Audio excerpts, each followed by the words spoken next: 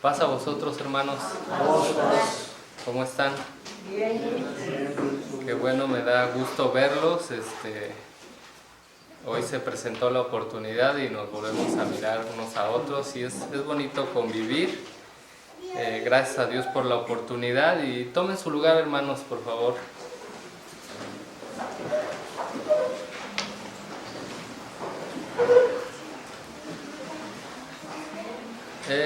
Hermanos, hoy vamos a comentar sobre un tema el cual tiene por título El bruto y el neto. Quiero aclarar que ni el bruto ni el neto son personajes, más bien son términos. Yo soy contador y quizá algunos de ustedes conozcan también los términos. Entonces vamos a hablar sobre el bruto y el neto. Y para empezar, pues quisiera dar la definición de estos dos conceptos, ¿verdad? El bruto, dice el diccionario, que es el total sin descontar la tara. Es una cantidad íntegra sin descuento o sin retención alguna. Por otra parte, el neto, pues dice su definición, que es una vez que se ha descontado la tara. Quiere decir que le falta una parte para ser completo. Ya no es un concepto bruto, sino ya es neto. Pero fíjense que entre el bruto y el neto encontramos este otro concepto que es la tara. Y la tara, dice el diccionario, que es un defecto o mancha que disminuye el valor de algo o de alguien. Y esto puede ser en un aspecto físico, material, pero también en un aspecto mental o psíquico. Y bueno, vamos a comentar un poquito sobre esto. Obviamente, como mencionamos, son conceptos o términos contables y de entrada pues lo vamos a enfocar en un principio a la parte del diezmo, ¿verdad? En una ocasión se acercaron al Señor Jesucristo, sabemos que con la intención de tentarlo, de probarlo, y dice que le hicieron esta pregunta: ¿nos es lícito dar tributo a César o no? Dice, mas él, entendiendo la astucia de ellos, les dijo: ¿por qué me tentáis? Mostradme la moneda. Dice, ¿de quién tiene la imagen y la inscripción? Y respondiendo dijeron, de César. Entonces les dijo, pues dad a César lo que es de César y a Dios lo que es de Dios, ¿verdad? Entonces, en este sentido, sabemos que tenemos como ciudadanos la responsabilidad de pagar nuestros impuestos. De una u otra manera, directa o indirecta, todos pagamos impuestos. Cuando compramos alguna mercancía, cuando hacemos nuestras compras de despensa, en todo pagamos impuestos. Quienes trabajamos para un patrón, pues cuando nos pagan nuestro sueldo, antes de entregárnoslo, nos descuentan un impuesto. Entonces generalmente nos contratan y nos dicen, te voy a pagar 10 pesos, pero eso es un importe bruto. Pero ya cuando nos entregan un sobre o nos depositan en el banco, pues nos depositan ya una cantidad neta. Quiere decir que ya le descontaron a este sueldo pues la tara, que vimos que es otro de los conceptos. Entonces todos pagamos impuestos de una u otra manera. Pero fíjense que como hijos de Dios tenemos aparte un compromiso y es el de diezmar a nuestro Dios. ¿Y cómo es que vamos a diezmar a Dios? Dice Levíticos 22:20 así: ninguna cosa en que haya falta ofreceréis, porque no será acepto por vosotros. Ponía este ejemplo de cómo nos pagan a los que somos asalariados, ¿verdad? Si yo tengo un salario de 10 pesos y mi patrón me descuenta 2 pesos de impuesto y solo me entrega 8, ¿cómo le voy a diezmar a mi Dios? Yo tengo que diezmarle a mi Dios sobre los 10 pesos y decir, pues mis sueldos son 10, le tengo que pagar un peso de diezmo a Dios. No puedo decir, mis sueldos son 8, se las voy a cambiar, ¿verdad? Para no hablar en centavos. Tuviéramos un sueldo de 100 y que el patrón me descuente 20 y me entrega 80, entonces yo tengo que diezmarle a Dios sobre 100 y darle 10 pesos de diezmo. No puedo decir solo recibí 8 y a Dios le voy a dar 8 de diezmo, porque entonces ya no le estoy dando un diezmo sobre una cantidad completa, sino que ya le estoy dando al Señor el diezmo sobre una cantidad que ya tiene un defecto, que tiene una mancha y que se ha disminuido su valor, ¿verdad? Y ese pudiera ser el escenario más sencillo, por así llamarlo. Pero ¿qué pasa si alguien todavía dice, mi patrón me entregó 80 y voy y compro mi despensa y pago mi renta o pago mi hipoteca y pago la colegiatura de mis hijos y al final veo y solo me sobraron 20 y dice, pues sobre esto le voy a pagar 2 pesos de diezmo a mi Dios? Entonces se dan cuenta la abismal diferencia en cómo al César o al gobierno le pagamos sobre 100 un impuesto y a Dios el porcentaje de 10% se lo vamos a aplicar sobre otra cantidad. Eso es de entrada injusto y no es acepto delante de Dios, porque dice la Escritura, ninguna cosa en que haya falta ofreceréis, porque no será acepto por vosotros. Yo puedo venir y traer y echar en la charola o en la canasta algo, pero Dios conoce y sabe si esa cantidad que yo estoy entregando es la correcta o si no, ¿verdad? Hoy en día, hermanos, un verdadero hijo de Dios se caracteriza por guardar los mandamientos en su totalidad, se caracteriza por pasar lista. Esto quiere decir que obviamente es parte de los mandamientos el no trabajar, el guardar el día del reposo. Entonces es como asistir a la escuela. Cuando alguien no va a la escuela y diario se pasa lista, en determinado momento van a decir, esta persona no asiste, entonces ya no es parte de este grupo. Igual si pertenecemos a un club o a un gimnasio, por así llamarlo, y no pagamos nuestras cuotas, en determinado momento no nos van a dejar entrar porque van a decir, bueno, pues tú te inscribiste y pagaste la primera mensualidad, pero de ahí en adelante no has cumplido, entonces quizá tú dices que eres parte de este club. O podemos nosotros ahorita decir, yo soy parte de la iglesia de Dios, y así creerlo. Y quizá mi abuelo, mis padres, mis tíos, toda mi familia es parte de la iglesia de Dios. Pero si yo nunca he cumplido, Dios, que lleva la cuenta, Él sabe y realmente Él puede decir si sí soy o no soy parte de la iglesia de Dios. Fíjense que desde la antigüedad en el sacerdocio levítico había este control, había un minucioso cuidado porque se cumpliera con todas las obligaciones que cada uno tiene. De hecho, los mismos sacerdotes eran sujetos a este cuidado, porque no porque fueran sacerdotes o hoy en día alguien porque es parte del ministerio o es ministro puede evadir esas responsabilidades que todos tenemos, porque todos somos iguales. Y dice el Nehemías 10:38 así, dice, y que estaría el sacerdote hijo de Aarón con los levitas, cuando los levitas recibirían el diezmo, y que los levitas llevarían el diezmo del diezmo a la casa de nuestro Dios, a las cámaras en la casa del tesoro. Entonces, aunque los levitas servían en el ministerio y ellos recibían esta parte, que era su herencia, ellos también tenían que cumplir con su obligación de diezmar. Entonces, había mucho cuidado en esto, y esto es algo muy importante que nosotros debemos considerar porque es parte de nuestra salvación, hermanos, también.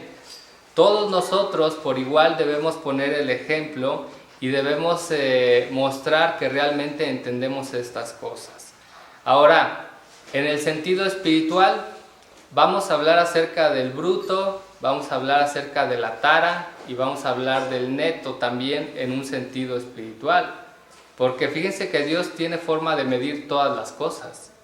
Y no sé si recuerdan, pero en el tiempo de Babilonia, cuando Babilonia gobernaba el mundo, había un rey de Babilonia que se llamaba Belsasar. Y este rey, en determinado momento, dice la Escritura, que se le ocurrió hacer una fiesta. Y en esa fiesta pues empezó a tomar, empezó a invitar gente. Y se le ocurrió la grandiosa idea de mandar traer los utensilios que eran usados en el templo para adorar a Dios, las copas, los vasos, para usarlos en esa fiesta que él tuvo, ¿verdad? Entonces esto se les hace algo lógico, algo sensato. Quizá este hombre no tenía ni idea en lo que se estaba metiendo, pero nosotros sí tenemos idea de lo valioso que son las cosas de Dios. Y bueno, dice que ahí en la fiesta, al calor de las copas como estaban ahí, de repente este rey empezó a ver, y todos los invitados, ¿verdad?, una mano que empezó a escribir en la pared. Quizá en aquel tiempo no había la tecnología, la ciencia o los avances que hoy tenemos.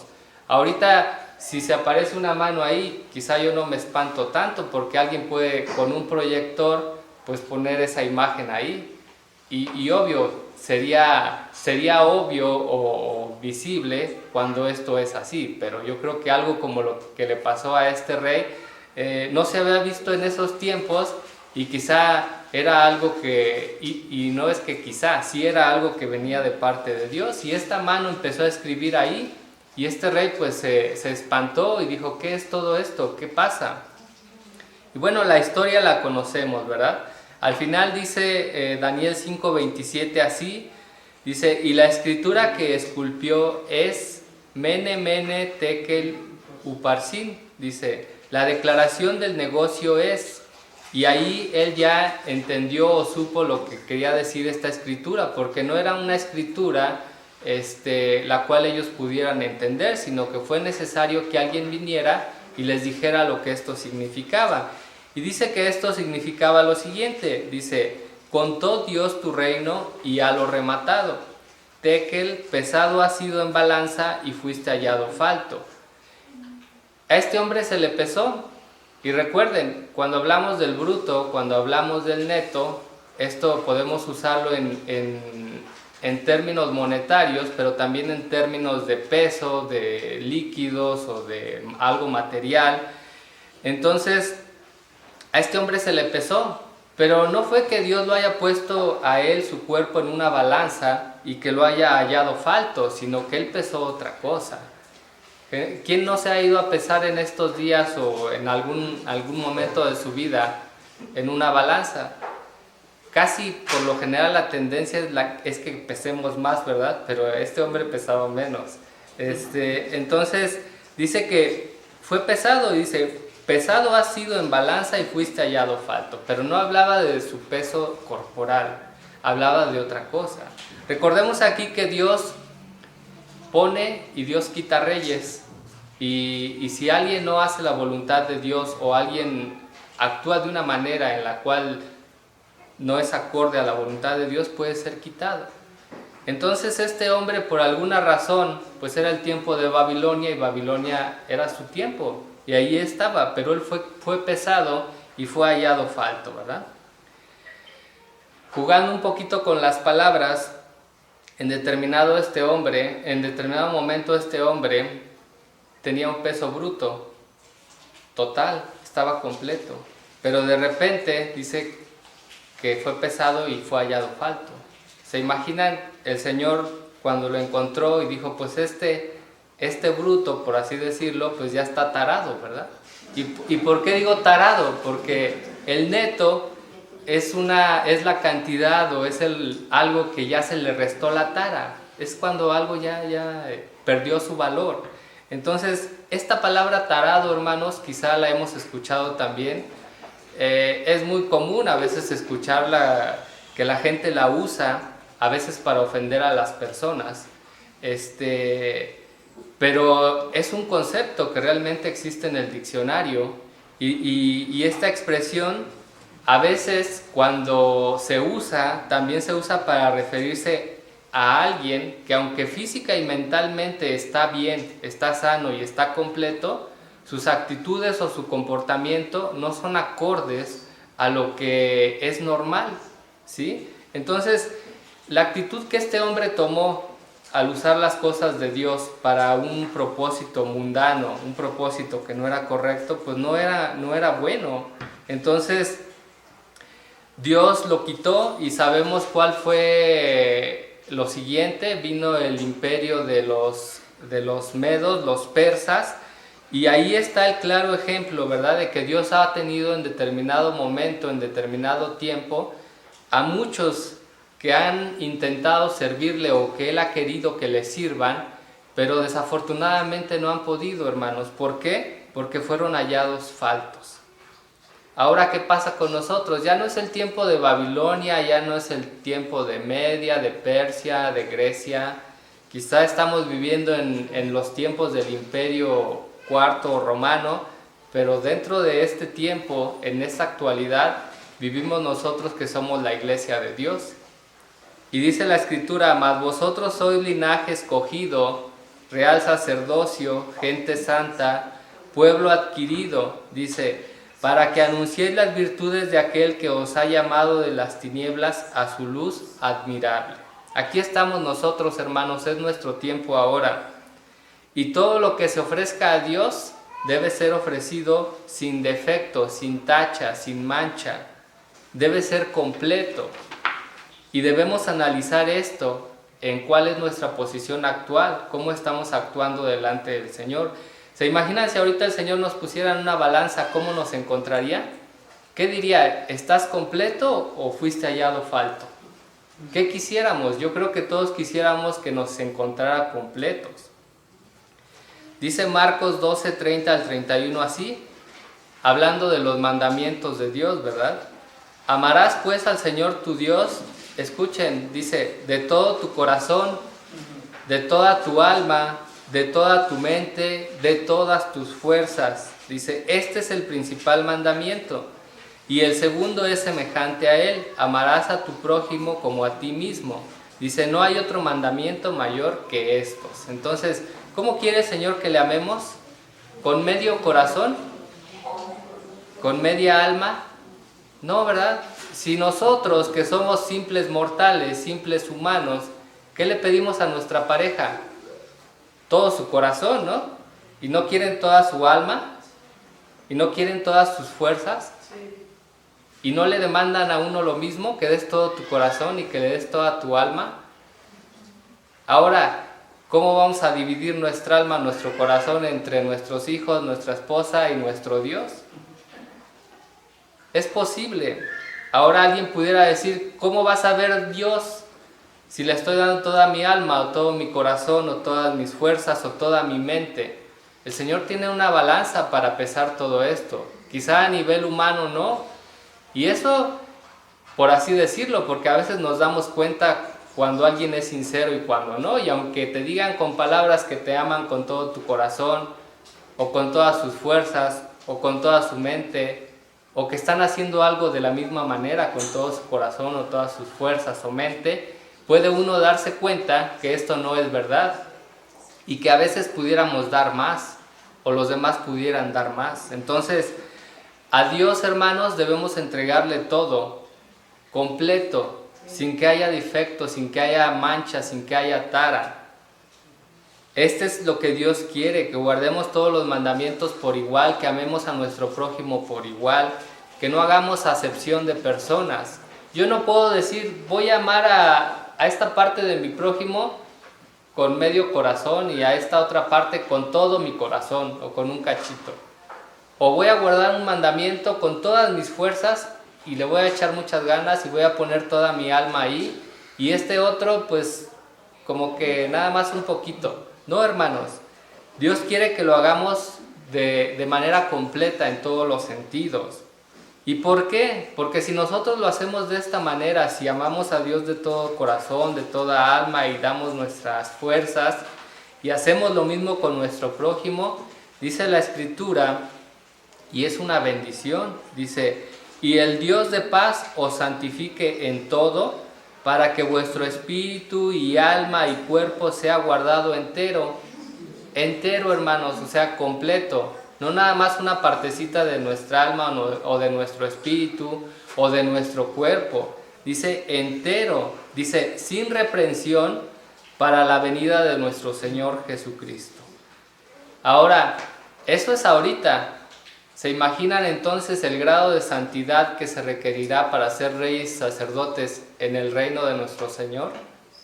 Y este es el tiempo en el cual nos estamos preparando para que cuando llegue ese día estemos calificados, estemos preparados y seamos aptos para desarrollar esta función.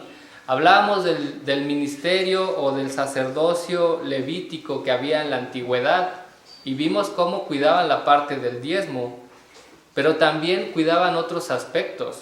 Y dice Levíticos 21:21 así: ningún varón de la simiente de Aarón sacerdote, en el cual hubiere falta, se allegará para ofrecer las ofrendas encendidas de Jehová.